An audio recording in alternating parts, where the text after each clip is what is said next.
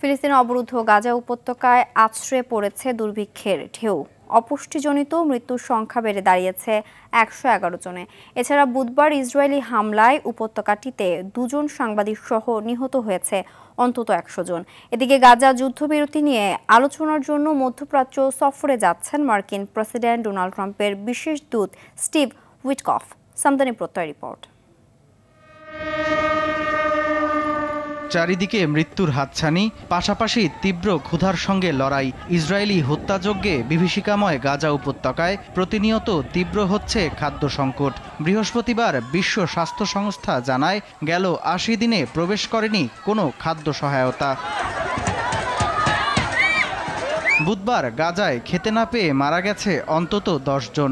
অঞ্চলটিতে শুরু হওয়া ইসরায়েলি হামলার পর থেকে এ নিয়ে অপুষ্টিতে মৃত্যুর সংখ্যা ১১১তে পৌঁছেছে, যাদের অধিকাংশই শিশু।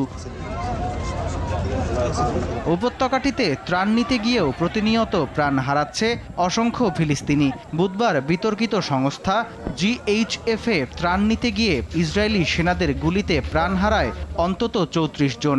এদিন বিভিন্ন স্থানে ইসরায়েলি হামলায় আরও অন্তত ১০০ জন নিহতের তথ্য জানিয়েছে সংবাদ মাধ্যম আল জাজিরা। উপত্যকাটিতে আবারও সাংবাদিক নিহতের ঘটনা ঘটেছে। বুধবার বিমান হামলায় স্থানীয় এক গণমাধ্যমের ২ জন সাংবাদিক প্রাণ হারান।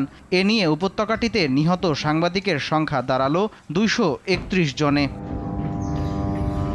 এদিকে গাজায় যুদ্ধবিরতি ও বন্দি বিনিময় নিয়ে আলোচনার জন্য মধ্যপ্রাচ্য সফরে যাচ্ছেন ডোনাল্ড ট্রাম্পের বিশেষ দূত স্টিভ উইটকফ। তবে এখনও সফরের তারিখ নির্ধারিত হয়নি।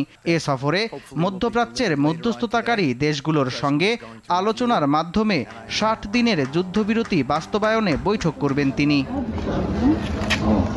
তবে ইসরায়েল পুরোপুরি সৈন্য প্রত্যাহার না করলে যুক্তরাষ্ট্রের চাপিয়ে দেয়া কোনো সিদ্ধান্ত মেনে না নেয়ার হুঁশিয়ারি দিয়েছে স্বাধীনতাকামী গোষ্ঠী হামাস। সামদানি প্রত্যয়, RTV।